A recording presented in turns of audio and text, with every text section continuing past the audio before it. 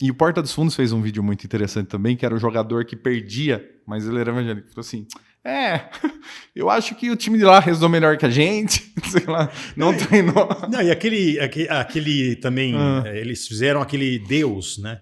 Tem o sim. título Deus, eu acho muito legal, porque a menina morre, né? E de repente aparece o Deus dos... Sim, um deus indígena. Isso. E ela fala, não, uma, mas não era... uma minoria lá. Não, há muitos deuses, né? E um tinha que estar certo. E o que estava certo era uma tribo que tinha 50 seguidores. Acho fantástico isso. Mas... Então a gente não pode esperar pelo fim do mundo, assim, o fim... Não tem fim. Essa ideia eu de fico fim muito do triste, mundo... eu gostaria que tivesse um fim do mundo e que Deus descesse à terra, olhasse para o... Como chama o pastor que eu não gosto? O Malafaia, e falasse assim, ó, você está errado, viu? Só para que Deus pessoalmente viesse na Terra falar que ele está errado. Já me disseram que ele corre o risco de ser vice de um candidato aí. Ah, é? Ele tem uma oratória que entra principalmente nos mais humildes. Quando você escuta ele falar, não discutindo política, que ele é péssimo, mas assim, quando ele fala sobre a pregação deles para os mais humildes, é muito convincente. A maioria deles, né? É muito convincente. O cara é bom. A oratória, ele fala direto. Às vezes, a liturgia católica perdeu um pouco da capacidade de entrar em públicos que têm realmente dificuldade de tanto com a vida como na compreensão do que está sendo dito, né? Juntar as palavras. Não, vamos olhar... E o cara consegue, mano. Não, vamos olhar friamente, né? Você tem de um lado o ritual católico, né? Que é aquele senta, levanta, tudo a mesma coisa, todos os anos a mesma leitura, né? E assim por diante, de 3 em 3 anos é que muda e tal. Bom, e sempre a mesma coisa. Aí você vai para uma igreja evangélica, então você tem uma banda, um espetáculo, iluminação, troca de luzes, aí vem aquele pastor que fala com veemência para você. A caneta ungida, que agora você vai assinar só os contratos com essa caneta aqui, aí sim vão dar certos as coisas. E do lado dos padres ostentadores? Eu tenho uma dificuldade com eles. Tem alguns padres que têm programas de televisão e eu presto atenção. Eu gosto de moda internacional, eu gosto de saber o que é tendência. Então aí eu vejo um padre lá ao vivo com uma jaqueta Prada, né? Aí eu falei esses dias, uma tia minha, acho que era, falei assim, essa jaqueta aí custa 20 mil reais que o padre está usando. Assim, e aí como fica, eu fico pensando, como tá São Francisco de Assis nessa, né? Como é que fica? Assim, o cara tá usando um anel. Tem um padre sertanejo que ele usa uns anéis nos dedos. Esses anel meu aqui custa 15 reais. Ele usa uns anéis que custam 50 mil cada anel. E hoje no Brasil, o IBGE fala que hoje, dia de hoje, tem 10 milhões de pessoas que não comeram direito. Então, aí o cara tá com anel de 50 pau no dedo falando de Deus. Tá falando de Deus. Exatamente. Meu irmão mora em Maceió. Tá? E em Maceió tem um resort que é caríssimo. Terra, não sei o que lá, não é? Um negócio super caro. O Fábio de Mello disse que vai lá de boa. O Fábio de Mello só blusinha da Erlos, personal trainer em todas as viagens que ele faz, porque ele é bombadinho, né? Então ele é bombadinho. O Marcelo Rossi agora ficou bombado, né? Parece que ele tá meio saradão agora. Parece que, né? Eu acho o Padre Marcelo o melhor, dentre eles, o menos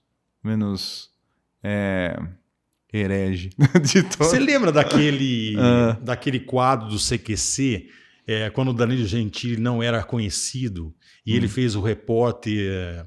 Inexperiente. Lembro. E ele vai entrevistar o Marcelo Rossi. Não lembro. Pega isso no YouTube. Aí você vai ver que o Marcelo Rossi é uma persona. Ele criou uma persona. Aquilo ali é uma criação. Aquilo não é autêntico. E nenhum deles, hein? Nenhum deles é autêntico. Tá? E eu me questiono, puxa vida, você tá com milhões de pessoas ali na tua frente, cara. E você não fala um ai da miséria que existe nesse país. Você não fala um ai da educação. Por isso que eu gosto do Júlio Lancelotti. Pois é. É meu padre favorito. Claro. É o cara que tá ali, né? Mexendo com os moradores. 3 horas da manhã o cara tá na rua, vê quem tá sofrendo, quem tá passando frio, quem tá sem comer. Tá tratando o morador de rua como irmão. casa de oração que ele dirige, todo mundo é irmão. Né? Então é o cara que realmente vive E o como evangelho, funciona né? essa política dentro da igreja? Assim, tem permissão para esses caras fazerem tudo isso? Tem, né? Tem porque tem popularidade. Uhum. Então a política da igreja é o seguinte, se tem popularidade, não passando de determinados limites, é bom. Uhum. Perfeito? O bom mesmo é eu ter padres, burocratas e sacramento. Certo. Então, é aquele que vai cuidar da paróquia, dos bens da paróquia e tudo mais. E existe um corporativismo, tá? O bispo é solidário com os outros bispos, os padres são solidários com os outros padres.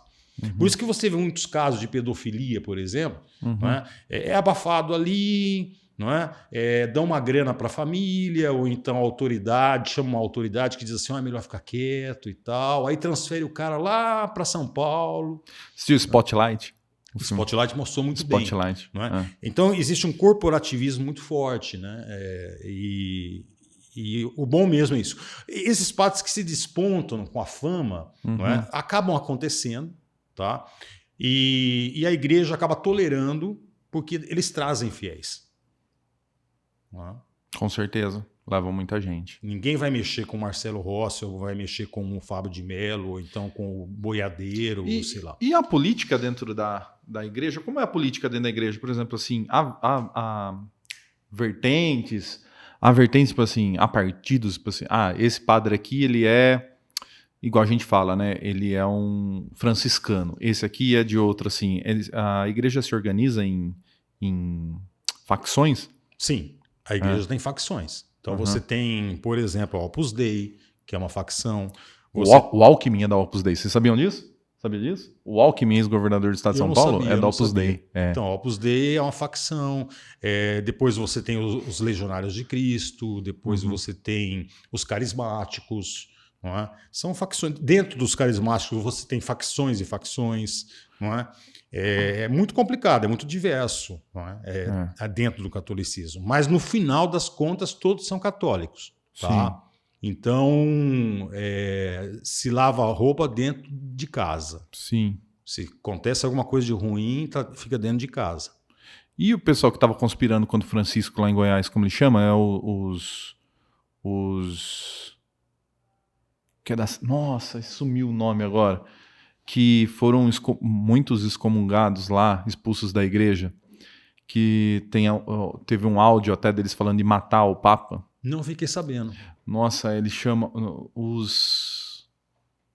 é Arimateia, cara. Caramba, não acredito que eu vou... Eu vou pesquisar no Google agora. Pesquisa no Google aí. Vou pesquisar no Google. Mas, de qualquer forma, o jogo de poder é muito forte dentro da igreja. Não é? Um livro muito bom que eu deixo para os seus seguidores aí ler No Armário do Vaticano. É muito bom mesmo. No Armário do Vaticano eu acho um livro que mostra muito bem a realidade da igreja atualmente, a conjuntura atual. Não é? A igreja ela é formada na sua grande maioria de gays e gays praticantes. Não é? E gay praticante... Dentro da igreja? Dentro da igreja. Gay praticante faz com que gay praticante suba na hierarquia.